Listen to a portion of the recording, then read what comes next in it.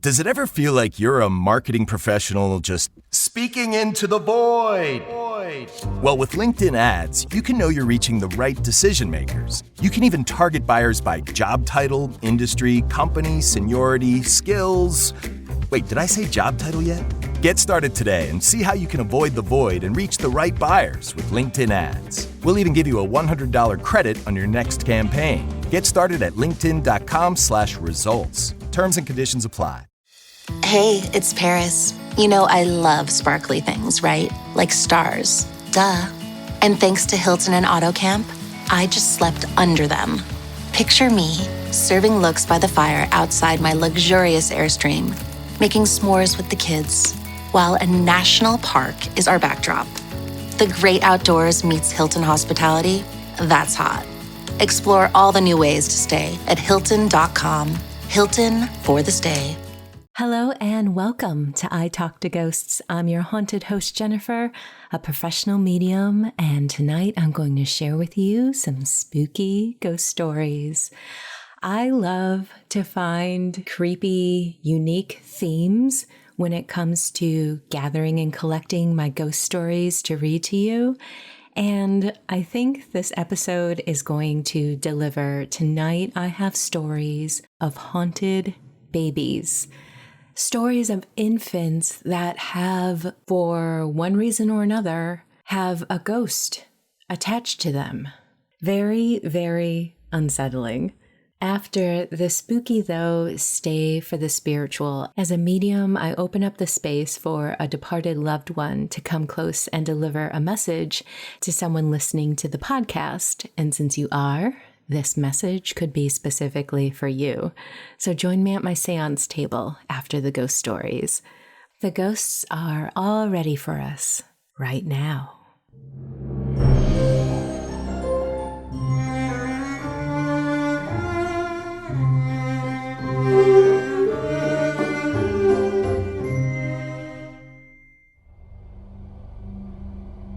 I always believed in ghosts, though I'd never experienced anything I truly call terrifying. My fiancé, on the other hand, was a skeptic, at least in the beginning.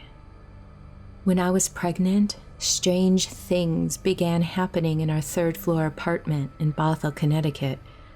I'd take pictures of my growing belly or even our pets, and later notice pale mists or drifting orbs in the images. At night, there were faint knocks and whispers I tried to ignore. My partner tried to reassure me it was just normal building noises or our neighbors. You know, thin walls and all that. The further my pregnancy progressed, the heavier the bedroom space felt, as if it was thick with tension. One night alone, my fiancé heard a muffled conversation in the living room. He couldn't make out the words, but the sound rattled him so badly when he told me about it, his eyes were watering. After that, he stopped brushing things off. When our daughter was born, the unease spread to her room. At night, she'd cry out, then suddenly go silent, leaving me frozen in the hallway, reluctant to step inside. Did she fall back asleep? Would I just make it worse if I went in there? I was so relieved when we moved to a new apartment, thinking we left it all behind. We hadn't. The first real incident there happened when I walked out of the bathroom, and I found my fiancé pale and wide-eyed, clutching the baby monitor. He swore he had just heard a woman's voice, low, guttural, speaking in some language he didn't recognize. He said it sounded evil. I heard it too, weeks later, and it left me shaken for days. The baby slept with us from then on. Over time, shadows moved on their own, objects rustled in the dark. And whatever this was seemed to taunt us. I remember lying awake at night And so many times, just as I finally drifted off to sleep, something in the room would shift or drop, waking me up. The window blinds had a way of sort of snapping on their own, in a way I couldn't recreate. It always happened at night, mostly after my fiancé had fallen asleep. Rustling paper, footsteps in the room, the sensation of someone leaning over me. All I could do was squeeze my eyes tighter and hold my daughter protectively close to me. In the beginning, we once thought it might be my grandmother's spirit, but the malice in the voice didn't fit. Now, I'm pregnant again, and I can't shake the fear that whatever has attached itself to us might never leave us alone.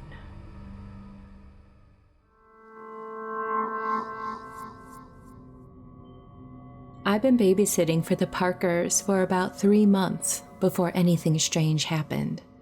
Their little boy, Owen, was sweet, barely a year old, with wispy hair and a laugh that could just melt your heart. When I babysat, the parents were always out late. I'd spend most of the evenings getting him ready for bed, rocking him to sleep, and then reading in the living room until they came home. One rainy Thursday night, Owen wouldn't settle. He kept twisting towards the corner of his nursery, staring at nothing. At least, I thought it was nothing. His eyes would follow something invisible, and then he'd break into giggles, reaching his hands out as if he wanted to be picked up by someone. Finally, I whispered to him, "There's no one there, silly," and I laid him down. I settled myself back in the living room, eager to finish the chapter of the thriller I was reading. That's when I heard it, a faint humming. It wasn't coming from the baby monitor. It sounded like a lullaby, but slow and wrong somehow, like the notes were out of order. I told myself it had to be something, maybe the wind, but 10 minutes later, the monitor crackled and I heard Owen giggling, this time followed by a woman's whisper. I felt completely terrified. Maybe we weren't alone. When I checked on him, the room felt cold enough to raise goosebumps on my arms. He was sitting up in his crib, staring towards the same corner, his eyes wide and fixed on something I couldn't see. He laughed once, softly, then pointed. I forced a smile. "Time for bed, buddy." And I laid him back down, arranged his blanket, and gave him his favorite giraffe toy. As I turned to leave, I caught a shadow in my peripheral vision. Tall, unmoving, just inside the corner he had been staring at. When I looked directly, it was gone. For the rest of the night, Owen slept peacefully, but I sat on the couch, lights on, too scared to move. The Parkers never mentioned anything about the house, and I never asked. But every time I watched Owen after that, he was still trying to engage with something in that corner.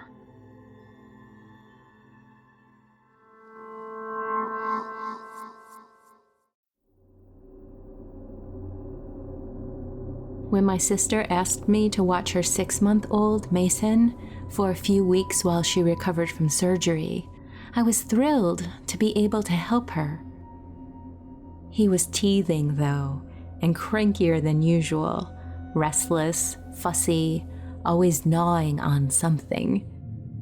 One night, as I was readying to give him a bottle, I noticed marks on the rubber teether he had been holding, deep, wet impressions. At first, I thought nothing of it until I realized the marks were too large, the size of an adult's bite. the size of an adult's bite. I turned away for a moment to grab a burp cloth, and when I looked back, the marks were gone. Over the next few nights, I found the same strange imprints on the crib railing, on toys high on the shelf. Always damp, always too big. Always disappearing within a few moments. And Mason wasn't just cranky anymore. Sometimes his gaze would flick to above him, at the ceiling, and his expression would change to surprise or distraction before going right back to fussing. Once he held out his teether towards that empty space, like he was offering it to someone. I started staying in the room after he fell asleep. One night, after midnight, I heard it. Slow, deliberate chewing, coming from somewhere above the crib. My heart pounded. There was nothing there when I looked. But when I glanced down, the teether was on the floor, slick with saliva, marked by those same large teeth marks. I scooped Mason up, and I spent the rest of the night on the couch, holding him close while he cooed in his sleep. To this day, I don't know if Mason's crankiness was just teething, or if it was something else making him restless. I've never been able to explain the rest of it.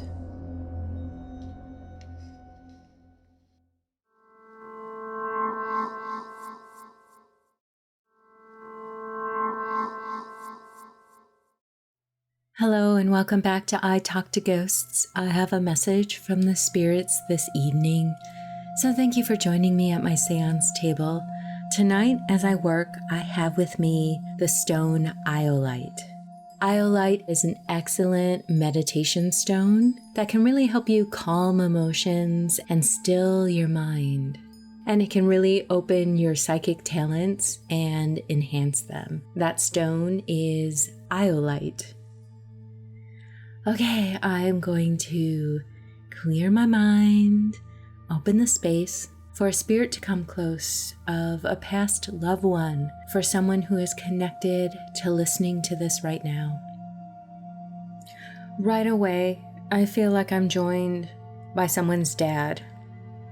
I think technically he was your stepdad, but you called him dad. You feel him, you know him as dad.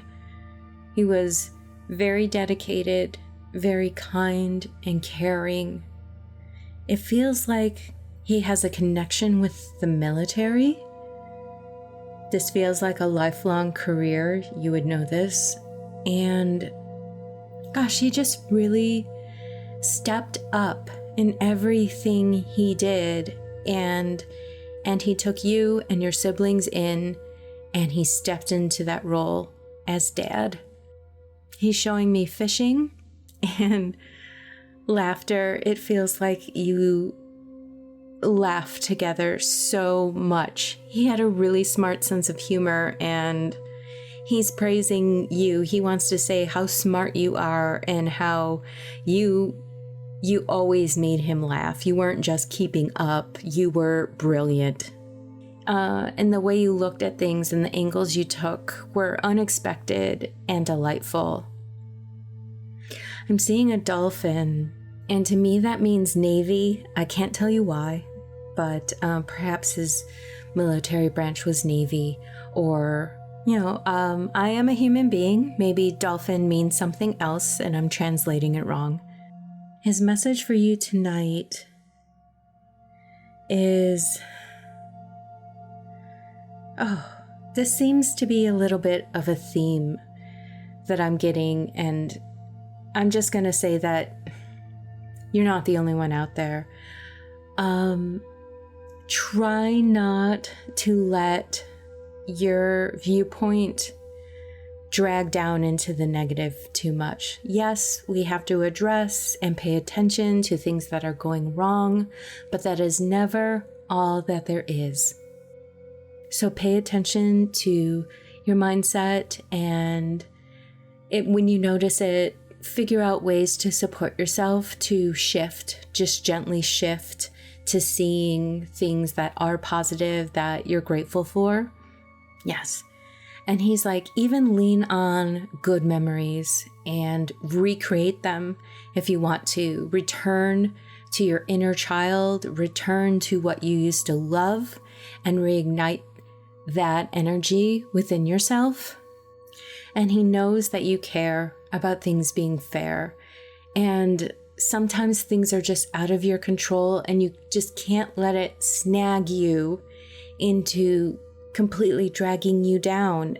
We can't control everything, but we can control our inner environment and how we influence the world around us, our close circles.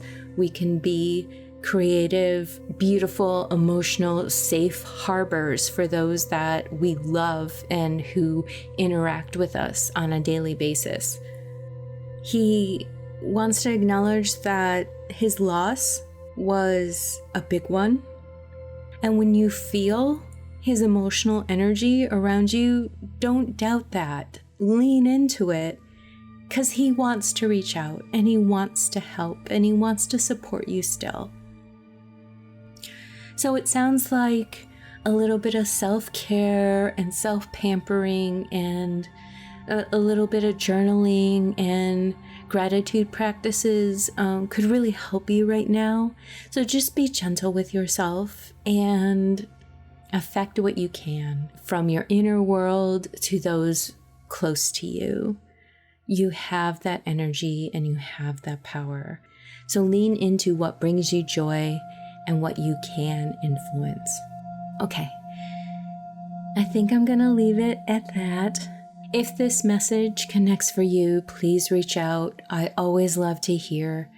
And I really hope that hearing all of this gives you the energy and the influence and that little bit of a nudge to carry on and do great things with love.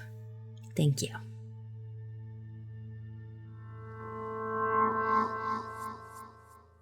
Before we part ways into the shadows this evening, I'd like to give a spooky shout out to my Patreon supporters. If you'd like to be included in this monthly thank you, I'll tell you how in a minute. First, a heartfelt thank you to Jake, Aurora, Claire, Charles and family, Jennifer C., Renee, Jennifer A., Raven and Jenna, Gabe, James, Stephen, Gabrielle, Daniel, Rob, Gordon, and Peter. Thank you all so much for your support. If you would like to support this little spooky podcast, know that doing so means the world to me. And there's spooky Patreon perks as well. I'm currently offering printable, downloadable content that supports the Spirit Parlor episodes, and they're all included at the $1 level. You can visit patreon.com/italktoghosts for more info. Thank you. And with that, dear listener, we have reached the end of this episode of I Talk to Ghosts. I hope that you enjoyed my spirit work this evening, as well as those creepy tales of haunted babies. Hopefully, nothing like this has ever happened to you, but if it has and you'd like to share your story, please let me know. In the meantime, wherever you wander off to in this world or the next, just remember, come back and visit with me. Have a lovely evening and good night.